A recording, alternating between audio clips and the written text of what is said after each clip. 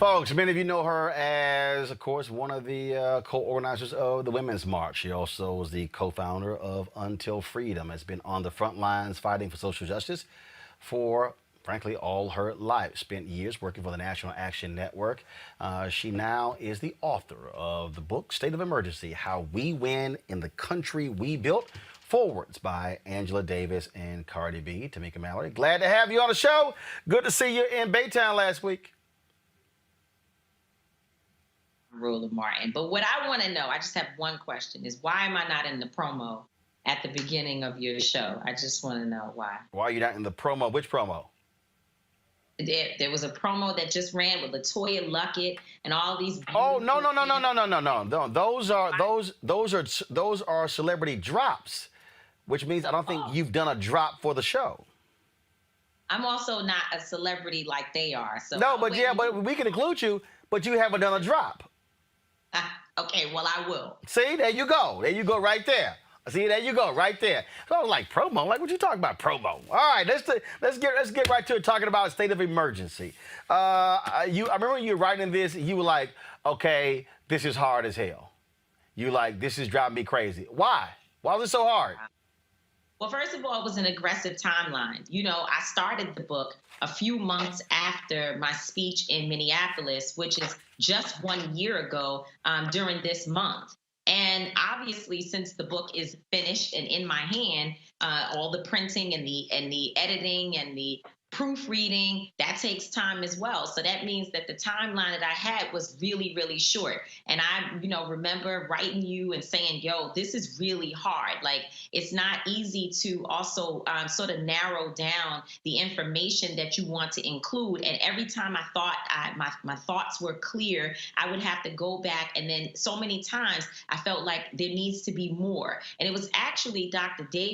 Angela Davis, who I called one day and I said, I feel like it's not enough. I'm really suffering with anxiety around the book. And she said all first-time authors and even authors who've written multiple books have the same feeling, but you just have to put down your thoughts and put it in the world and let the world deal with it. And that just sort of freed me from the feeling that I was having. It was a lot. It was very intense. Obviously the work that you're involved in is intense as well. Before we delve into it, I got to ask you this here.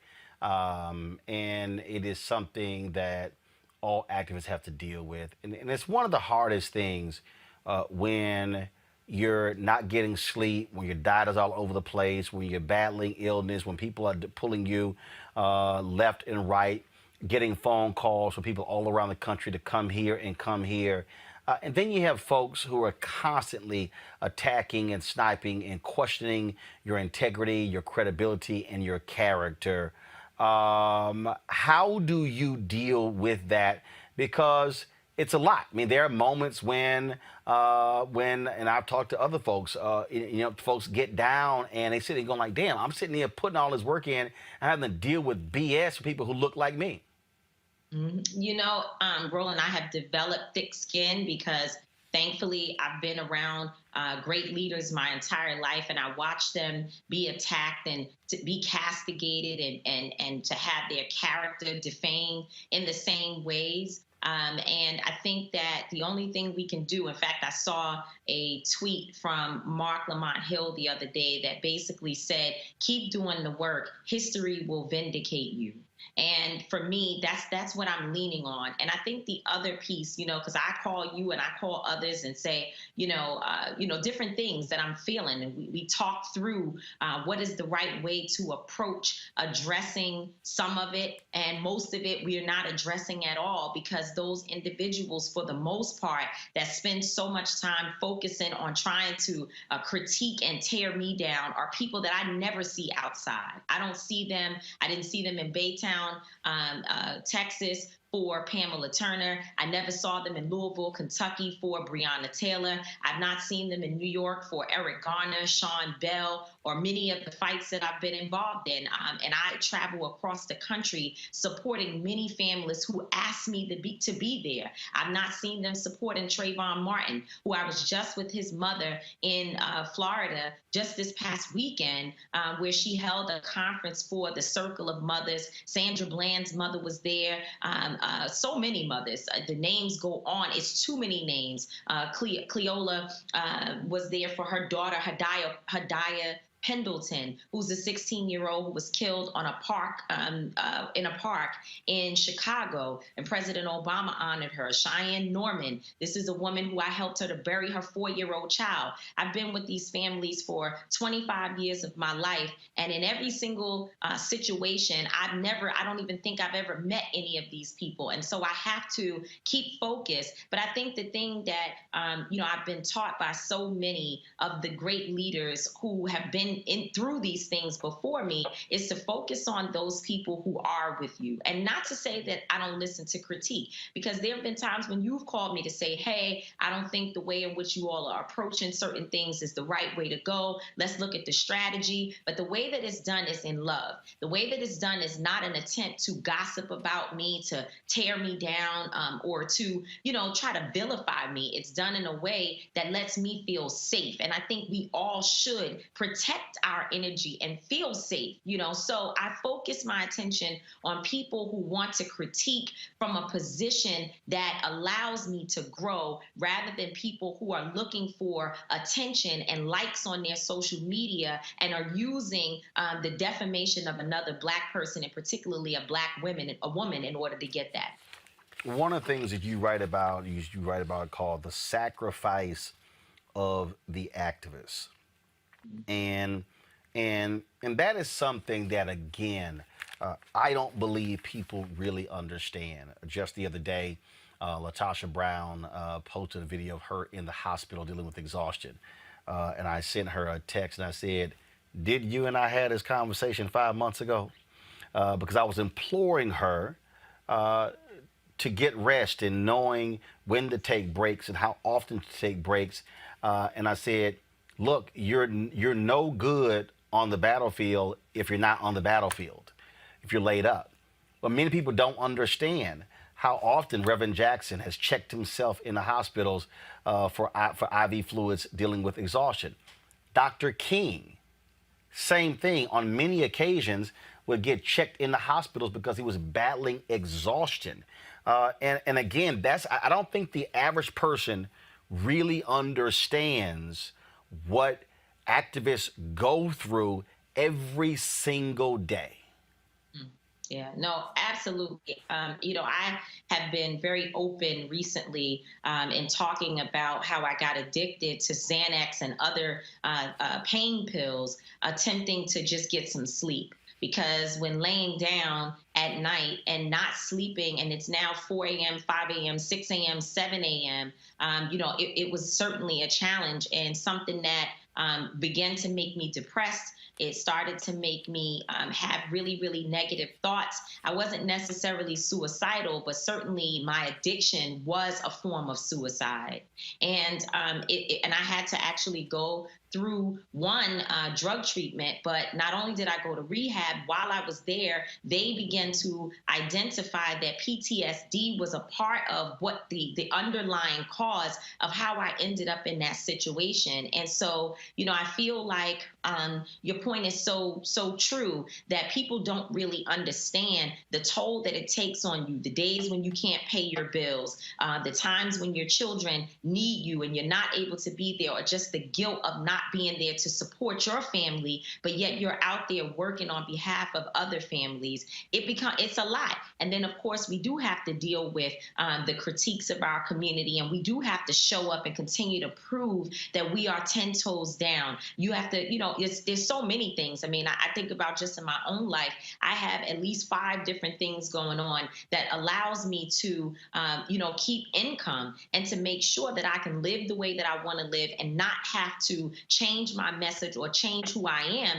in order to be able to put food on the table. And so it is a very stressful thing, but I will say that I wouldn't want to be anywhere else in my life. And I do talk about, in state of emergency, my commitment to this fight and the fact that I am prepared to give my life. I don't want to foolishly do it. And we want to make sure that LaTosha Brown gets the type of rest that she deserves, because she and I were out there on the road meeting each other. This is another person who's actually outside. I met her on the road several times over the last year, working in the trenches. And I know the exhaustion that she has. And so I don't want to kill myself from not sleeping and not resting and not taking care of myself. But I certainly am committed enough that I would be willing to give my life in the drop of a dime if it meant that my people would be free.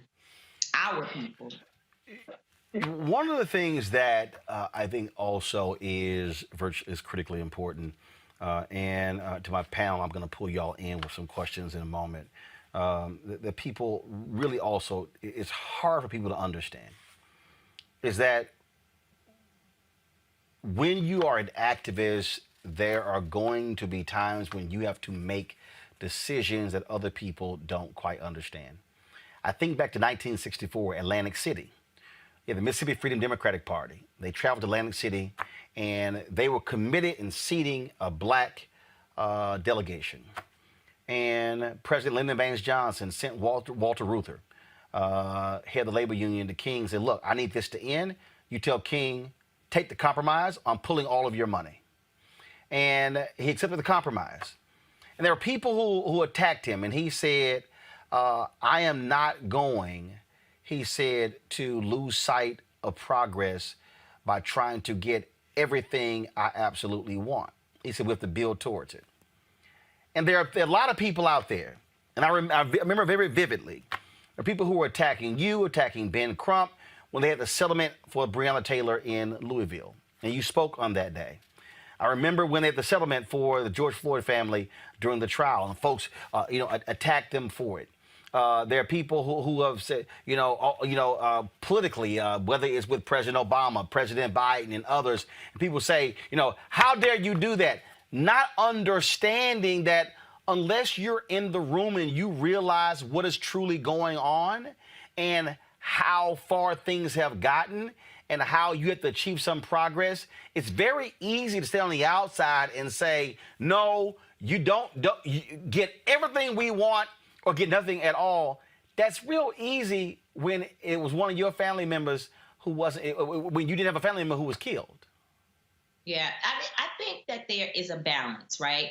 When we're looking just at what's happening in Washington right now around the George Floyd Justice and Policing Act. And now we hear folks, especially leading Democrats, talking about folding, if you will, or compromising on qualified immunity, something that we see to be at the heart of the bill.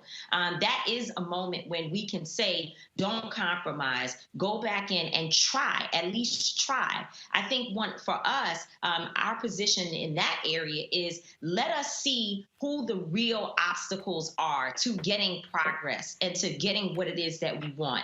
Don't step in the way and become the target of conversation. So that is very, very different. But when you're looking at people, and we're not talking about folks in elected office, we're talking about families, we're talking about attorneys, we're talking about people like in Breonna Taylor's situation who said, well, we will take a settlement, but we also will make sure that there are actual reforms in that settlement. And I know for sure that they've been meeting with the city and with the mayor to make sure that these these other changes within the police department become real. And it's going to take work. It's not going to happen overnight. But they didn't just take the money and not focus on making sure that they help at least in the best way possible to protect the next Breonna Taylor from, falling victim to what we see happening to her.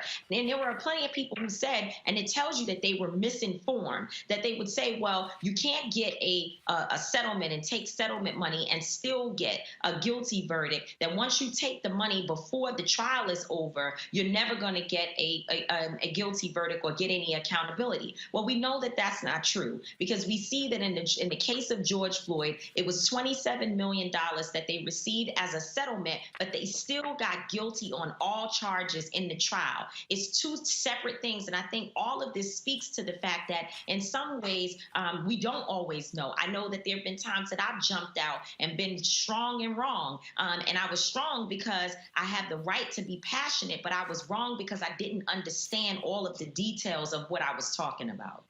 I'm going to pull in my panelists for some questions, and I'm going to ask you a few more questions. Let me start with Teresa Lundy. Yeah, thanks, Roland. Tamika, it is a pleasure to, congratulations on your book. The last time I saw you in person, you were right here in the city of brotherly love and sisterly affection. And that was I think it was like 2 years ago for a Meek Mill rally. And you spoke on stage, and thousands of Philadelphians wanted to hear you, and they wanted to hear about the cause. So congratulations on the book, and it was an honor to do that. So my question to you is, I think, I bought the book a few days ago, so I can't wait to read it this weekend.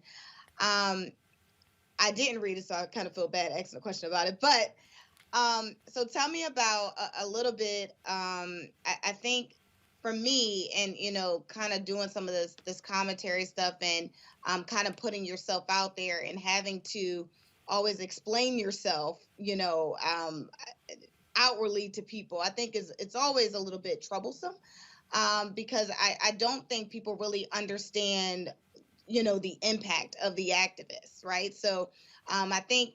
And I'm hoping that it says a part of it in your book about the activism in different ways, because for me personally, I do it in public relations and communications. And so I think my question for you is, when you started out in activism, doing it years on end, what was that like in terms of, seeing the stories of the families, and then also understanding that you have, your own family at home to take care of. So how did you, create the balance and also, stay sane at the same time? Yeah, so there really isn't a balance that I personally have perfected. I'm still a work in progress. I think, a piece of it is I'm traveling right now. I had my son, who's 22 years old, to fly in for a few days to be with me, and I'm, and I try in those ways of just trying to include him in my work and give him different responsibilities and ways that he and I can connect. I obviously FaceTime is the best thing that they ever created, because I can talk to my mom. I can be, still connected to my dad and my sister and my family members. And so in a lot of ways, technology has helped, but the balance is it's not exactly as it should be. And how can it be? I could be in the process today of preparing to go to a graduation, a birthday party, or just to get some rest, to kick my feet up. And something happens that requires immediate attention, and we have to just go. We have to shift. We have to shift resources. We don't always have the money, but we find it. We find it along our way, because we have so many supporters who stand with us. And you mentioned, this idea of explaining ourselves over and over again. I have to be very, very clear. I have thrown away the idea of trying to explain to certain people every day, because if I did that, I would never get a chance to do my work, because they come up with something all the time. They make little short clips of things that you say so that they can use it as a aha gotcha moment. They work really hard at trying to discredit other people who are out there doing work. So that's an actual job, and it's not my job. So I can't focus on on responding to it. But if you do see me or hear me making a statement, it is because I want to talk to those people who are with me, those people who want to be connected, and they just want to understand what's happening and what's your position on these issues so that they can, one, become warriors to go out there and speak on my behalf, to help us to continue the movement, and also to spread truthful information rather than allowing some people to try to drown out our work with false narratives. Avis, your question, Tamika Mallory. Hi there, Tamika. It's wonderful to see you. And once again, congratulations on your book. Well deserved for all the accolades that you're getting and will get as it continues to be rolled out. I have a question for you because, you know, I know that you're not new to this, you're true to this, as they would say, right? This is not something that is just a fly-by-night interest of yours. You've been doing this work literally all of your life. And when I think about all that you've done and all the different ways that you have fought for our community, you know, it is really unparalleled by a lot of folks. Let's just be real.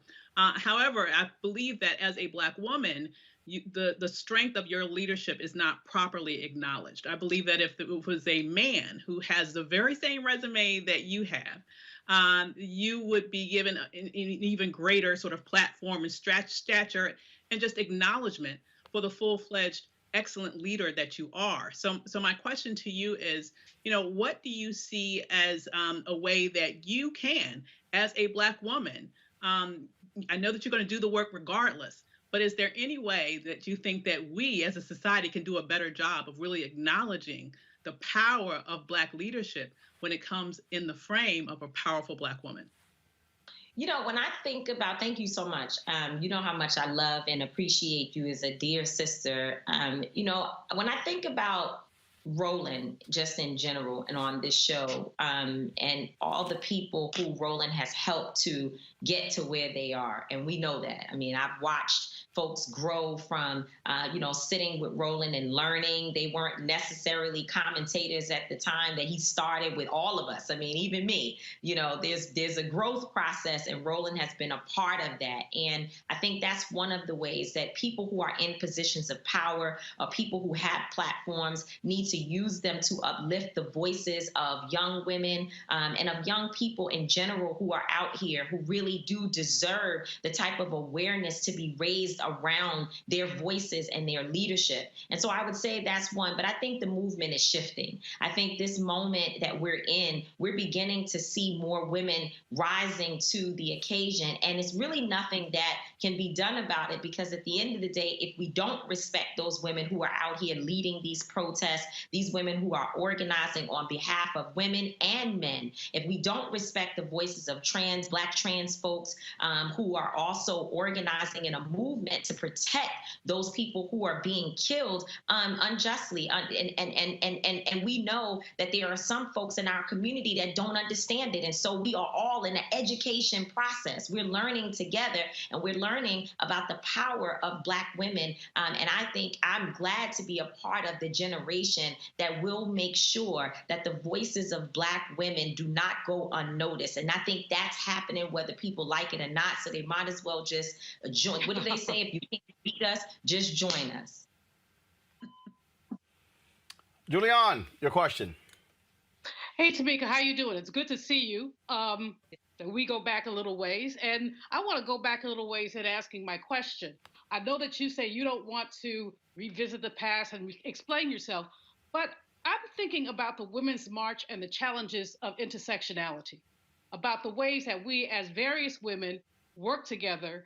I think that women of color often do a lot better than when we're working with the melanin deficient, if you know what I mean. So what did you take away from the Women's March, and what would you say to others who are trying to juggle intersectional issues? So, first of all, thank you, Dr. Malvo, for standing with us during that time. You were a true warrior, and you helped us to articulate what we were feeling by writing such detailed and informative pieces that really describes the experience of Black and Brown people when they are in spaces with white women. And that's I'm just going to call it, I'm not going to call it melanin deficient. I'm going to just say white women, because that's who we were working with. And in my book, there is a particular portion that focuses on the experience that I had at the Women's March. The story has not been fully told. The book only covers it just a little bit. I'm in the process of just starting my memoir, where I'm really going to talk more about that experience. And I think what I learned and what I took away is that, and Black women tried to warn me prior to getting involved in the Women's March. I'm still very proud of the work that we did. And if I had to make the choice again, I would go back and do it, because I know how powerful that moment was. And I know that we had a responsibility to stand in the gap of people trying to whitewash the issues around racism, sexism, fascism, and so on in this country. And we certainly were not going to allow a march to happen where the focus was Donald Trump, as if he was the beginning and end of the many years of challenges and oppression, particularly that people of color have faced. And so I'm proud of that work. But I did learn a very, very painful lesson about when Black folks and Black women specifically are in close proximity to white women on a consistent basis, how much harm can be done. We went through a lot physically, mentally, emotionally, after being in that space. It's very, very draining and taxing, because white women have a lot of work to do. And I see the work happening. I made sure that in this book, that white women, when they pick it up, that they will have an opportunity to experience our pain and to join us, to really become deep accomplices in helping us to navigate through this fight towards racial equity and justice. But there is so much work to be done with mothers and aunties and sisters within the white woman community. They have a lot of work to do to deal with the biases and the blind spots that they have that cause them to harm other individuals who they claim to be helping. It's a tough lesson to learn on your back, because certainly that's how we learned it. Tamika, we talked earlier about what happens when you have to deal with criticism. You had to go through all of this when Samaria Rice was criticizing you and others, even though you never even went to Cleveland. You were never involved in the Tamir Rice case there. But there were folks like Breonna Taylor's mother. People were demanding that you address the issue, but there were people like Breonna Taylor's mother who came forward and said, no, hold up, wait a minute. We made clear we want Tamika involved. And talk about, again, having to go through that and having to deal with those attacks when you had nothing to even do with the Tamir Rice case.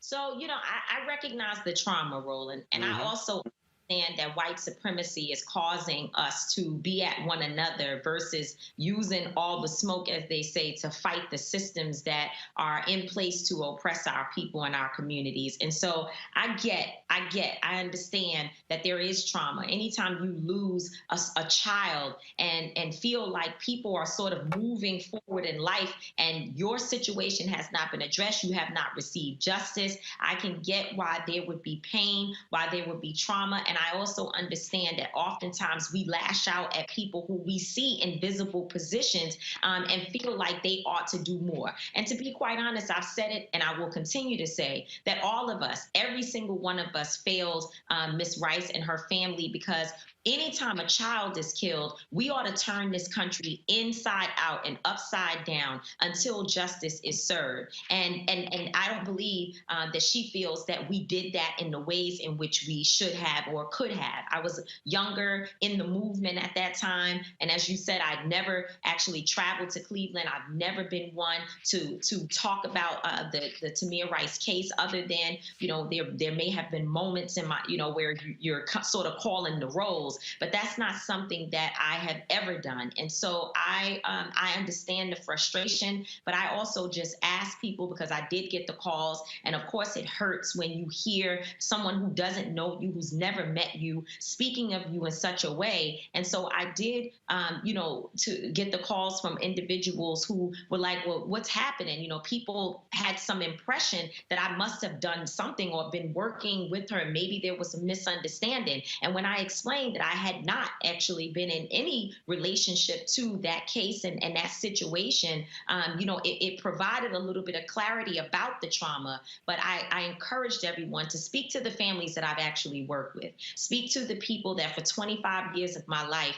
I've been in the trenches with. And I can tell you 10 toes down that those families do not share the same sentiments that I am exploiting other people's families. In fact, I was invited to be with the families last weekend because of the fact that, I try to work and help and support so many of them. We just helped Ahmaud Arbery's family to launch their foundation. We're working with other families to put their foundations together and to help them build more sustainable models for their foundation. Obviously, you mentioned Breonna Taylor's mother coming out and speaking up for me, and I didn't even ask her to. I just looked up one day and she wrote something about it. I tried my best not to engage the mothers and not to ask any of them to get involved with something so painful. I didn't want that to happen. But Sabrina Fulton and others, they got out there and they began to say that they know me, and they spoke on behalf of my character and the fact that I always try to operate with integrity. And I'm going to continue to do my work.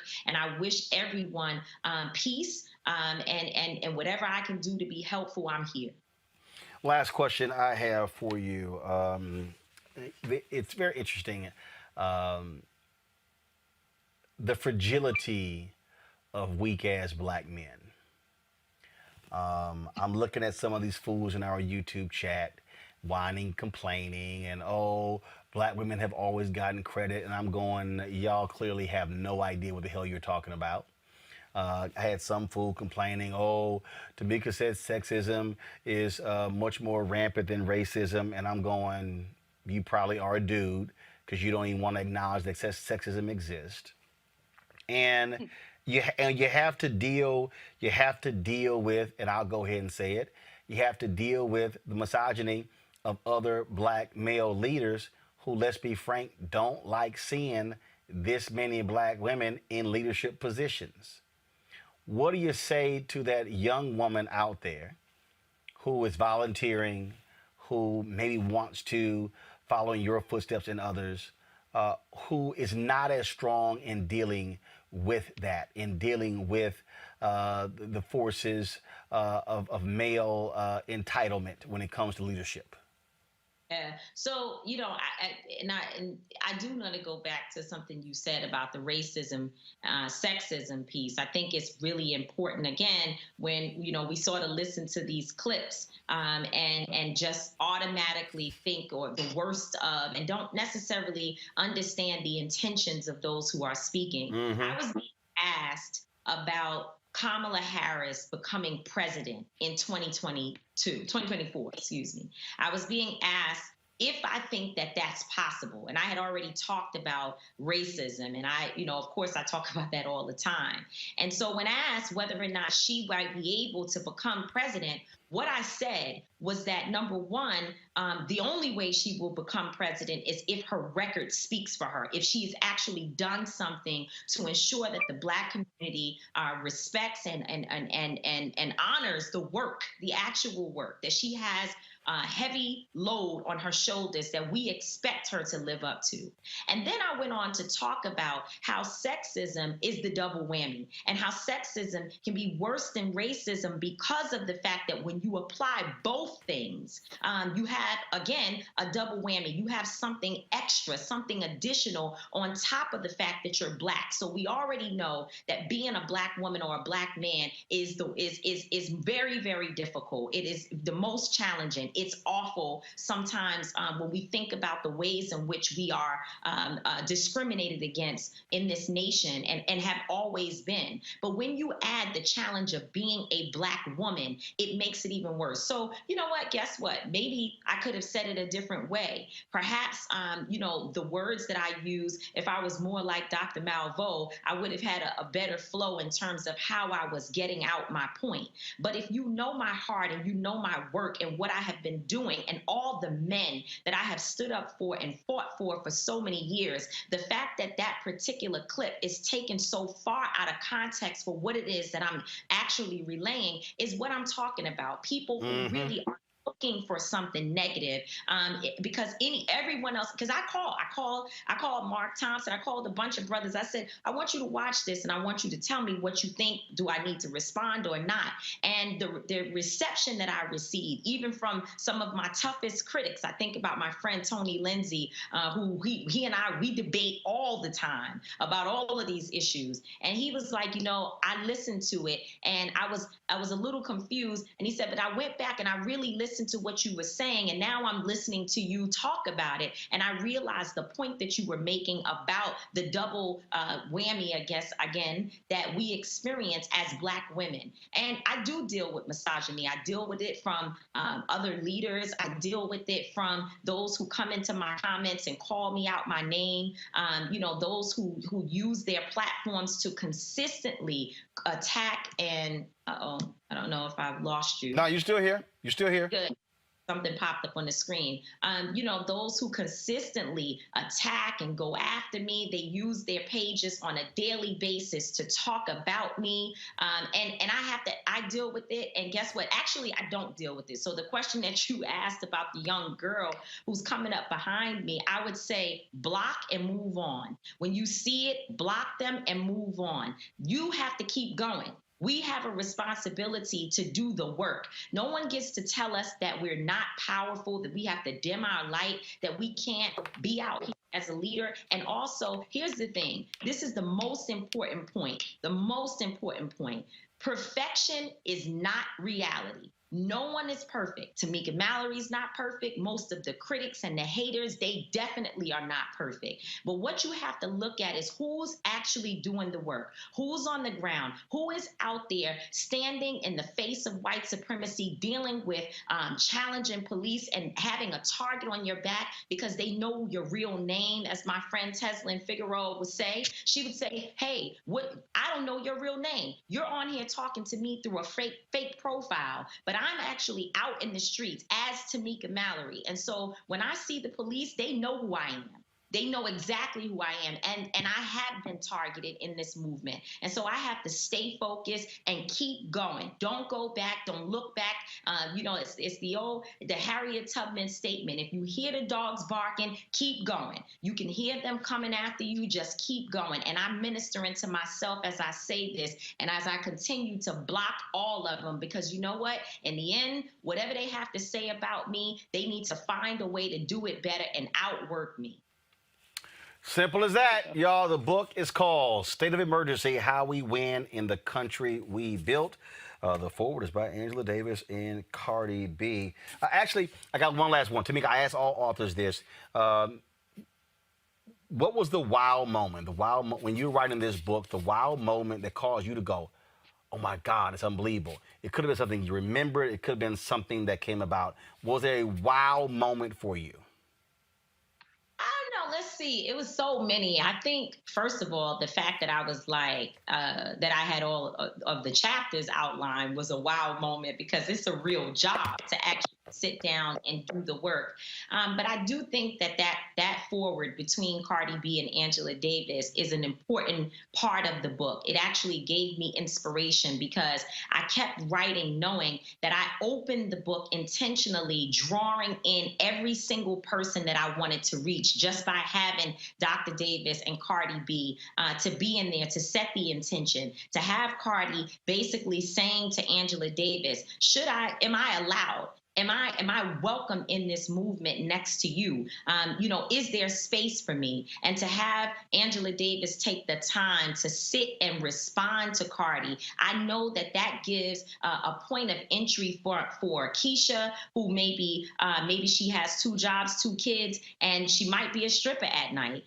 It has a space for Ray Ray, who might be on a street corner today, but because of what he found in this book, he realizes that there's a place for him in the movement. I wanted it to reach the doctor, reach the lawyer, reach the bus driver. I wanted everyone to find themselves in this book. And I think that the intention that was set with the forward helps to be able to do that. All right, then. Again, folks, State of Emergency, How We Win in the Country We Built by Tamika Mallory. Tamika, always good to see you. Get some rest, keep swinging, and tell the haters to go to hell. Love you, Rolly. You tell them for me. You know I will. I appreciate it, Tamika. Love you, dog. Thanks a lot.